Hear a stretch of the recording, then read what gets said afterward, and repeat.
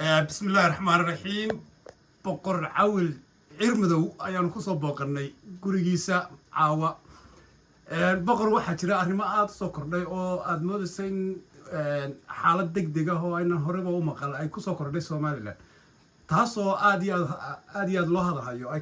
ay ka mid tahay badii Soomaaliland oo haaf la siiyay Ethiopia gaar ahaan ciidamada badda Ethiopia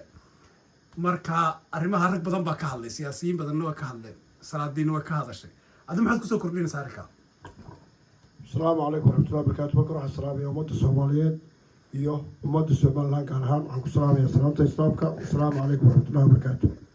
salaan ka bacdi cabdi haddii aan usoo noqdo su-aashan aad weydiisay horta marka horeysa waxaa aada ii fajicigaysay oo ii yaabgelisay ummaddii qarankii dhammaayay Somaliland inuu sheer weydiisto qof shakhsiyan ka personal ka mid ay Ethiopia Airline waxaa iga yaabiyey bay noqotay waxaa iga yaabiyey ummaddana ka fajicay noqotay marka horeysa qof kasta oo Soomaaliyeed ama Somaliland ama Soomaaliyeed kilka shanaad degdego oo uu yahay kilka shanaad Ethiopia hadday tahay Somaliland hadday tahay Soomaaliya hadday tahay NFD waa qof kasta oo Soomaaliyeed dal iyo dibad meel jooga waxa qosay weeyaan waana waxa la wali Soomaaliya lama kala goyn aynu goor istaagno laakiin wali Soomaaliya lama kala goyn Soomaaliyeed way taagantay dal Soomaaliyeedna waa la wadaleeyo adaa qayb ku leh waana qayb ku leh oo qof kasta way qosaysaa tala qaran laga yeesho waxa laga wada hadlana oo inta lagu dhaqaaqin tala laga yeeshana way haysaa laakiin koox baa dalkii burburisay oo Soomaaliland qayb baa go'an qaybtii dambana waxaaba sheer baa la geyso sheerkooda ku dhacaysa waxaan lahaa Somaliland ummadda Soomaaliyeed waxaan lahaa hal la kaco ummadda Soomaaliyeed aqoonyahan ku kaco wax garas ku kaco dadka intii caqliga u saliimay ha kacdo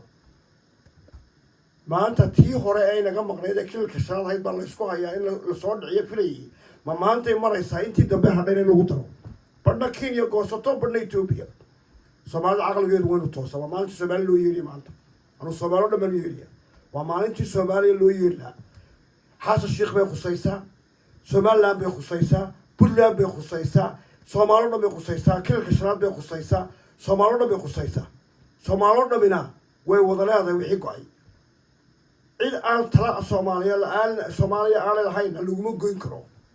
qof kasta ilaa sarkabo way khusaysaa waxaan leeyahay reer Somaliland iyo Soomaaliya u sheegaya waa inay ka kacaan oo iska qabtaan rajiinkan xumaaday ee ummadda kala fogeeyay oo ummadda kala dilay ee dadka kala dilay ee meesha inoo taagan waa in la iska qabtaa wax ka soconayana ma jiraysaan leeyahay wax ka soconaya ma jirto haddii dadku caqligoodu bad qabadeen haddii caqligoodu bad qabo anigu malmayd caqligoodu bad qaba inay meesha joogaan oo la xisaabtan baa ka horaan lahaa mee dalkii Somaliland la oran jiray dadka imika maangaabkay u sheekeen ictiraaf baa lagu beddelo intaasoo meel baa la bixiyay ictiraafka dhulka lagu bedelaya muxuu yahay ictiraafku waa inaad dalkaaga dhistaa xuduudihiisa sugtaa ummadda aad ku maamustaa oo kusoo dhaweysaa wanaag iyo nabadgelyo waa in ummaddu ka aragtaa horumar waa in ummaddu ka aragtaa nabadgelyo taalla waa in ummaddu ka aragtaa cadaalad oo yar iyo weynba cadaalad heli kara waa in ummaddu ka aragtaa isku wadad kadibna waa lagu aqoonsanaya aqoonsina u baahan lahaa waa is aqoonsan kara marka laga yimaado xagga aqoonsiga ka dhex gale waxaa jirta in sheer lagu galay oo Ethiopia Airline lagu qaatay sheer badana lagu siiyay Ethiopia sheer kaliya badan maxaa iyo diyaaradda iyo waxaan adigu bal sheekada ma faham waxay fahmi karra maaha wax se loo bareeray weeyaan oo kooxda haysataa ay doonayso hadda si doonta ka yeelayso ummadana ka dhex aragtay Somaliland ummadda Somaliland ummadan toosay bay noqotay ummadan waxa dhacaya ku la xisaabtamay bay noqotay gooja cadda wadiga ogaa Somaliland xuduudi waa laga soo saaray dad walaalkooda buu ku duulay markuu duulay tala kuma gelin tala soo khasti oo gaar ah ku galay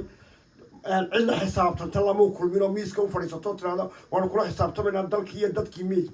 xagee ku dambeeyay dadkii iyo dalkii markuu taa lagu deeyay marba farba lagu deeyay gacanta lagu deeyay markii taa lagu deeyay waxay noqotay inuu dad shakhsiyaan ay sheer ku galaan Ethiopia Airline lagu boqornimo mid oo kaliya ayaa British Airways sheer la geli kara maaha wax saabsi weey waxana ka hadlaya wax dal lagu iibi karana maaha waxa weeyaan way sii socotaay inta aad sii joogtaan jeebkiina waxa ku dhacaan waa nin uu raadsa ma oran karo waa nin asrama ma odhan karo waa nin dalka la hajeclo kale ma odhan karo waa nin horumar doonaya ma odhan karo hadduu horumar doonayo dee xuduudii dalkii iyo dadkii halka ku dambeeyay waad ogtay dhulbahantiyo isaaq waxa la kala dhex dhigay waad ogtay dhulbahantiyo daarood iyo isaaq waxa la kala dhex dhigay waad ogtay xuduudaynu wada degnaa dal baynu wada leenahay ciddii dambe lahayn habeen iyo maalin way qaylinaya waxay lahaa warniyo aan miiska wada halka dhimaado cadaalad aynu ku fulno cid loo taliya ma jirin tala guud oo laga fadhiistay oo lagu galay ma jirin cid lafta iminka ka dadka somaliland cid maanta la xisaabtantay may arag madaxweyne wuxuu doon soo sameeyey dal buu soo rogay ciidamadii waa maqayin qarankii kala bar baa maqanoo goostay cid la xisaabtantay markuu waayey maalinba far baa lagugu dayay makala madaxweyne ugu dayay in la wadageliyo war intaan imika mijiba ina muuqde dadku ha kaco mijiba weli ina muuqde oo waa la soo jiidi karaa ha la kaco baan la cid kastoo soomaalila jabuuti bay qusaysaa tani ilaa jabuuti cid kasta oo dhiigga soomaaliyeed ku jiray qusaysa maa wax madaxweynaha somaliland kula qusaya waa ninkan la iska qabta rajiir xumaadi weeyaan dadka badankooda waxay u arkaan marka lala dhex maro mikrofoonka in dad badani soo dhaweynayaan baad arkaysaa baddaa la kareeyey waa la kareeyey sida madaxweynuhu sheegay marka kiro 50 sano soconaya weeyaan marka dadka ra'yigoodu ay leeyihiin arrinkaas waa arrin lagu soo dhaweynayo ictiraafka somaliland iyo badda miisku xidhanta dama eg horta marka horeysa dadkii baa la kala dilay markaad dowladdaad marsato waa inaad hab u marta habbaa u maray ninkan marka horeysa somaliland buu isku diray dagaal baa la isku qaaday waa lagu xasuuqmay xag walba cidda ku dhimanaysa reer somaliland bay xaggan iyo xaggaaba intaa way hadlayiin cid ka hadashay may jirin ciidamadii qaranka lama hayo qaar maxaabiis baa loo hayaa shacabkii laascaanood adigoo khasaaraa gaadhay ogaa waa kuwaas ka goostay cid la xisaabtanto maalin bayn baa lagu dayey dadkii baa la kala dilay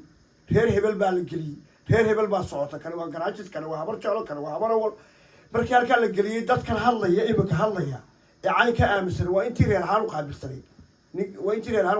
oo laga maxaysmayo difaac reer ku jira iyagoo arka wax khaaska dhacay bay difaac reer ku jiraan ku odhanayaan haa doorasho aynu ku bedelanay waxaynu ku bedelanay sheer oo sheerku dalku weyna shaqa helaa war maxaad sheer raadisaa horta marka hore ummadda la xisaabtay mee qaranka somaliland ciddii la xisaabtami lahayd meeda war ciddii la xisaabtami lahayd meeda war xisaabtanka xaggoyda ka noqda war ma shaksi baa dalka iskale war qaran baa iskale qaranku in la xisaabtan yeeshaa mucaaradkii baa hawshooda gabay maxaafidkii baa hawshooda gabay waa waktigii aqoon-yahanka iyo aqoon-yahanku kici lahaa war intii aqoon lahayd maanta inay isu taagtaan baa laydinka baahanya weliba anigu baaq dheer baan jeedinayaa soomaaliya oo dhan quseeya ilaa jabuuti quseeyaan jeedinaya dal soomaaliyeed weeyaan soomaaliyeed dalka way wada leedahay ilaa jabuuti ilaa soomaaliya ilaa xasan shii quseeya baaqaasaan jeedinaya anigu oo leeyahay halaga kaco waayo somaliland dee isla xisaabtanba male dadkii waa la fooriyey reer hebel baa loo kala dilay adig iyo anigu ismaari karno hadnaa marjaa noqonsanaa haberoris baa noqonaya qabiyaalo 60kii aynu haastaan dib loo soo celiyey waana siyaabaha la doonaya wax loo marsado jeebkooda aanay ka fakaraya markaad birta ka tagta maxaad haysataa wayna moota bilyan dheer haataa muuse brown waxaa leeya war dalka laga qabto oo wixii aqoon laha ka cadha waxaa hadlay mujaahid axmed mire arrinkaa wuxuu yidhi ninkaasa la qabto dalkana ha loo kaco ma ku raacsantahay adigu madan si aada weyn magacaha jira baan leh qabiilku ma raacsani waxaan ku raacsanay aqoon iyo fikraddiisaan ku raacsana waa sida qof kastoo soomaaliya oo caqli saliima leh u arki lahaa dadka iminka la beelabeelaynaya iminka habar waloo kale imika nin habar dadka korta wuxuu ku odhanayaa dalkii imika horumar gaaray mana aha ee dee qabyaaladii laga dhanciyay reer hebel baa israa'iil reer hebel baa kursigeed kula haysmaysa ayuu u raacayaa caqligii saliimkaa oo dhan baa dalkii ka dhamaaday miya dadku muxuu miyuu isbedelay waa waxyaabaha fahmi lahabi weeyaan waxaase baaq dheer iyo baaq galaan buu u jeedinayaa ummadda reer somaliland iyo ummadda soomaaliyeedba inay arrinta ka kacdo isla xisaabtanna uu ka dhaco dalka aad iyo aad baad boqor u mahadsan tahay adaa badan aad iyo aad baan kuusoo dhaweynayna waa mahadsantahay